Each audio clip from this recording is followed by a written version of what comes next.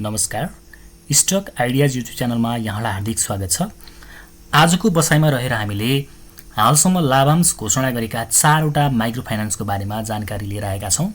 नेप्सेमा listed भएका 57वटा micro फाइनान्सहरूमध्ये हालसम्म जम्मा 4वटा मात्रै माइक्रो फाइनान्सले लाभांश घोषणा गरेका छन् र ती माइक्रो फाइनान्सहरूमा कसको बोनस सेयर कति, नगद लाभांश कति र अहिले किन्ने वा बेच्ने भन्ने बारेमा आजको जानकारीमा हामीले छलफल गर्नेछौँ।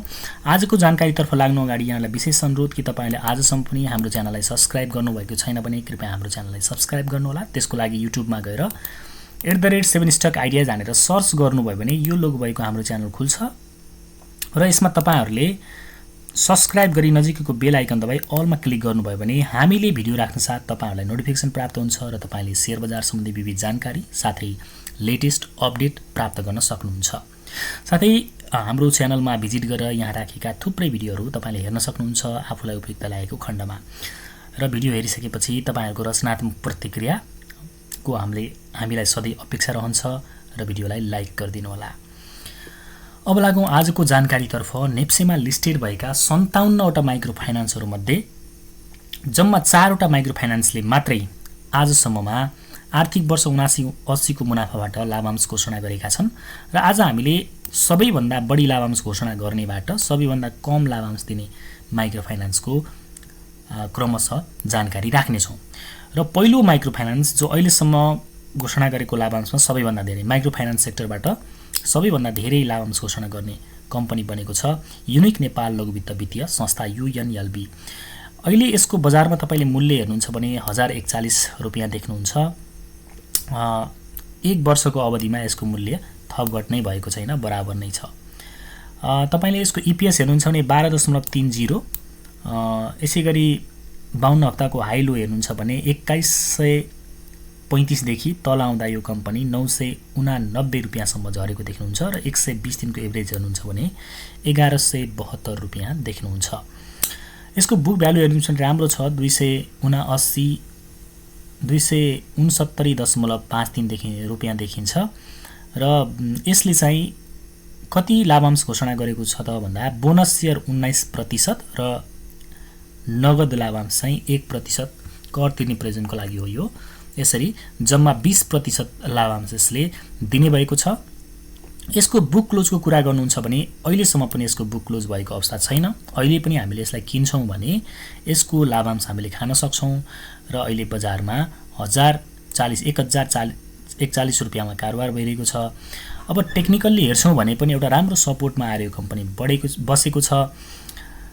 यो बेला किन्दा हामीलाई रिस्क भन्दा रिवार्ड नै बढी छ। तर पनि एउटा के गर्न सक्छौँ भने यदि बजार बढ्न सुरु गर्यो भने चाहिँ अहिले इन्ट्री गर्ने, बजार यतिकै साइडवेज बस्यो अथवा अझै घट्दै गयो भने चाहिँ यसलाई जस्ट वाच गर्न सक्छौँ, वाच लिस्टमा राख्न सक्छौँ र यो मूल्यमा किनेर धेरै घाटा चाहिँ हुँदैन। अहिले पनि हामीले थोरै अलिक धेरै किन्ने विचारमा छौँ भने थोरै गर्दै किन्ने बेला चाहिँ एकदमै हो।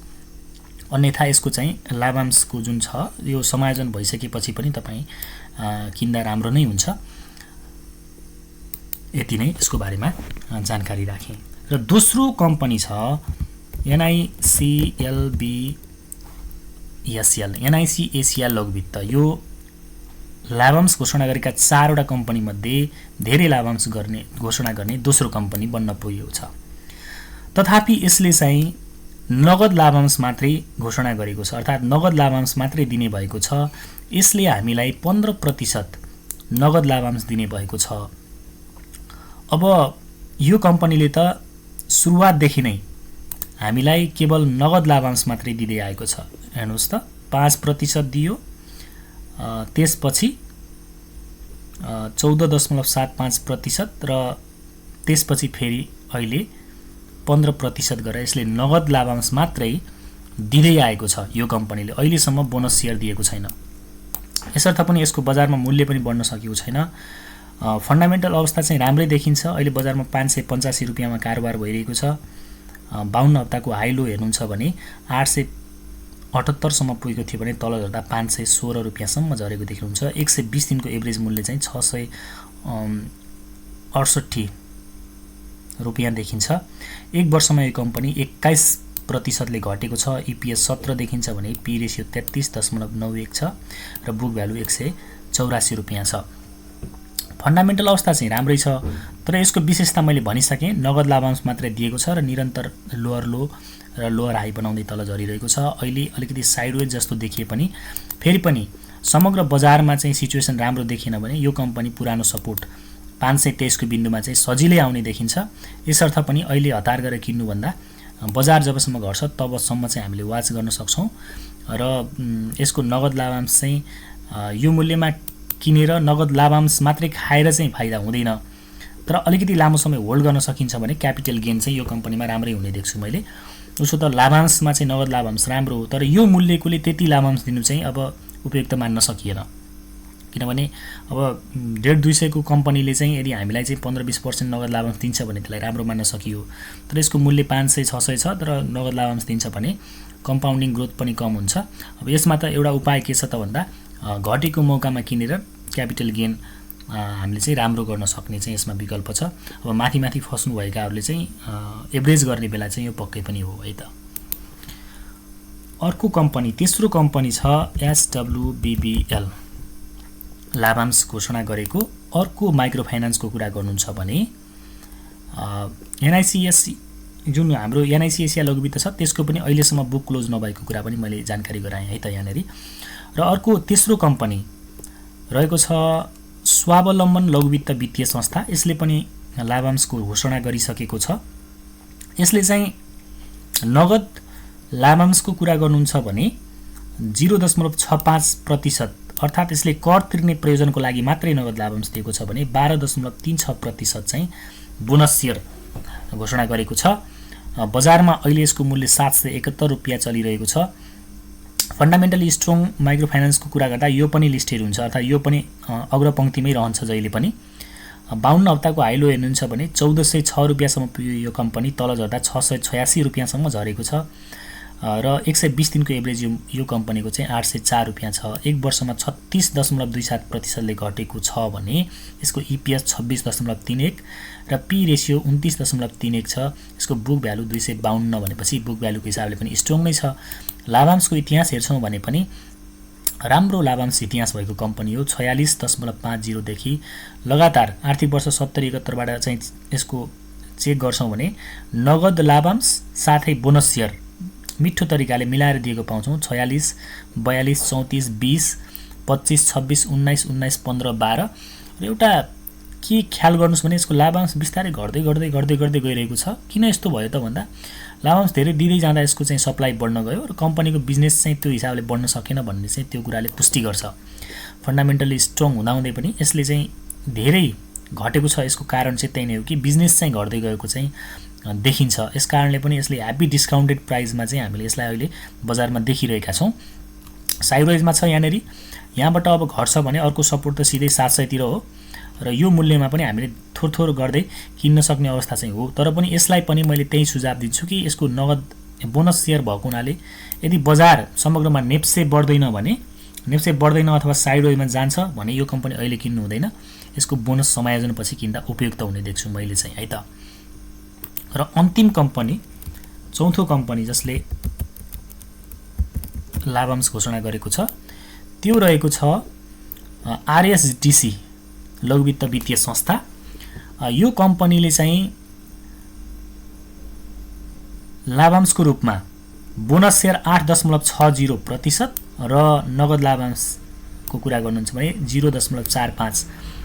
यो खासमा चाहिँ कर तिर्ने प्रयोजनको लागि मात्रै बोनस सेयर दिएको छ भने यसले चाहिँ कर तिर्ने प्रयोजनको लागि मात्रै नगद लाभांश दिएको छ भने बोनस सेयर चाहिँ 8.60% दिएको छ। अब बजारमा 565 रुपियाँमा कारोबार भइरहेको छ यो कम्पनी। 52 हप्तामा हेर्नुहुन्छ भने 693 रुपियाँसम्म पुगेको थियो भने तल झर्दा 461 रुपियाँसम्म झरेको थियो। 120 दिनको एभरेज हेर्नुहुन्छ भने 577 रुपियाँ देख्नुहुन्छ र एक वर्षमा यो कम्पनीको मूल्य बढेको छ है त। अधिकांश माइक्रो फाइनान्समा ठुलो लस चाहिँ भएको छ, ठुलो चाहिँ मूल्य घटेको छ भने यसमा चाहिँ बढेको छ। 9.73%ले यो कम्पनी बढेको छ। EPS 18.76 छ र P रेसियो 30.12 र बुक भ्यालु 126 रुपियाँ देख्नुहुन्छ। अब यो कम्पनी चाहिँ यो लाभांश खानको लागि किन्ने वा नकिन्ने, अहिले किन्ने कि के गर्ने भन्ने सन्दर्भमा चाहिँ उसो त माइक्रो फाइनान्सहरूमा चाहिँ अधिकांश माइक्रो फाइनान्स घटिरहेको अवस्थामा यो कम्पनी बढेको देख्नुहुन्छ। किन बढेको देख्नुहुन्छ भने यसको फन्डामेन्टल अवस्था, जसरी अरू माइक्रो फाइनान्सको फन्डामेन्टल अवस्था चाहिँ खस्किएर आयो गत आर्थिक वर्षको रिपोर्टमा, त्यस्तो चाहिँ यो कम्पनीमा देखिएन। होलसेल टाइपको माइक्रो फाइनान्स भएको हुनाले त्यो हुन गएको हो। होलसेल टाइपको माइक्रो फाइनान्समा चाहिँ आरएसडिसी र एसकेबिबिएल रहेका छन्।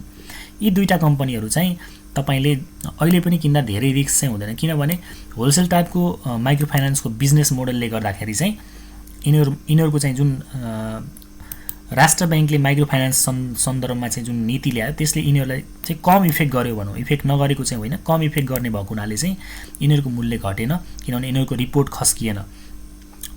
अन्यथा अन्य चाहिँ माइक्रो फाइनान्सको रिपोर्ट त कहाँबाट कहाँ पुग्यो, जसको इपिएस 100 200 भनौँ अथवा 60-70 थियो, तिनीहरूको इपिएस 5-7 मा आएर बसेको छ अहिले। त्यो हिसाबमा तिनीहरूको ह्याभी फल चाहिँ हामीले देखेका छौँ भने यसमा चाहिँ त्यस्तो भएको छैन र आगामी दिनमा पनि त्यति धेरै रिपोर्ट नेगेटिभ चाहिँ हुँदैन, त्यो कुरामा चाहिँ ढुक्क हुन सक्छौँ। यसको चाहिँ आर्थिक वर्ष 80-81 को पहिलो क्वार्टरको रिपोर्ट पनि आइसकेको छ, त्यसमा पनि यसको नाफा सामान्य बढेको देखिएको छ, इपिएस चाहिँ घटेको देखिएको छ हैन। हेर्छौँ भने तपाईको समग्रमा हेर्छौँ भने रिपोर्ट चाहिँ मिड रेन्जको मान्छु मैले, सामान्य नै, ठुलो खस्किएर आएको छैन। नेट इन्ट्रेस्ट इन्कम चाहिँ घटेको छ -10.96% भनेपछि 10.96% घटेको छ। नेट फी एन्ड कमिसन पनि घटेको छ। टोटल अपरेटिङ इन्कम पनि 14.85%ले घटेको छ। अपरेटिङ प्रफिट चाहिँ 6.44%ले बढेको छ। प्रफिट फर पिरियड चाहिँ 6.65%। यसरी हेर्छौँ भने नाफा चाहिँ बढेको छ, तर नेट इन्ट्रेस्ट इन्कम भन्ने हुन्छ त्यो चाहिँ घटेको छ। यसकारणले जब फाइनान्ससँग रिलेटेड कम्पनी, वित्तीय कम्पनीहरूमा नेट इन्ट्रेस्ट इन्कम घट्छ त्यसलाई त्यति राम्रो चाहिँ मानिँदैन। यसर्थ पनि अहिले हतारिएर यो कम्पनी किन्नु नै पर्छ जस्तो चाहिँ मलाई लाग्दैन। अब त्यो धेरै ठुलो मात्रामा चाहिँ लाभांश पनि दिएको छैन। समग्र बजार हेरेर बजारमा सकारात्मक माहौल देखेको अवस्था मात्रै यो कम्पनीमा इन्ट्री गर्नु उपयुक्त देख्छु मैले चाहिँ। उसो त यो मेरो नितान्त व्यक्तिगत राय हो, तपाईले आफै पनि सेल्फ स्टडी गरेर आफ्नो निर्णय बनाउनु होला। शेयर बजार आफैमा जोखिमको क्षेत्र भएको कुरामा चाहिँ म निवेदन गर्न चाहे यहाँनेरि। यसर्थ तपाईले चाहिँ यो कम्पनीलाई चाहिँ वाच लिस्टमा राख्न सक्नुहुन्छ र समग्र बजारको माहौल हेरेर मात्रै आज बताएका कम्पनीहरू चाहिँ किन्ने वा बेच्ने तपाईले डिसिजन गर्न सक्नुहुन्छ भन्ने मेरो सल्लाह रह्यो। र यति भन्दै आजको बसाइबाट तपाईहरु माझबाट बिदा हुन अगाडि फेरि पनि यहाँहरु समक्ष विशेष अनुरोध कि तपाईले आजसम्म पनि हाम्रो च्यानललाई सब्स्क्राइब गर्नुभएको छैन, च्यानलमा नयाँ हुनुहुन्छ भने हाम्रो च्यानललाई सब्स्क्राइब गर्नुहोला र नजिकैको बेल आइकन दबाई अल अप्सनमा क्लिक गर्नुहोला। यसो गर्नुभयो भने हामीले भिडियो राख्न साथ तपाईलाई नोटिफिकेसन प्राप्त हुन्छ र तपाईले शेयर बजार सम्बन्धी विविध जानकारी साथै लेटेस्ट अपडेट प्राप्त गर्न सक्नुहुन्छ। हस्त बिदा हुन्छौं। नमस्कार, शुभ समय।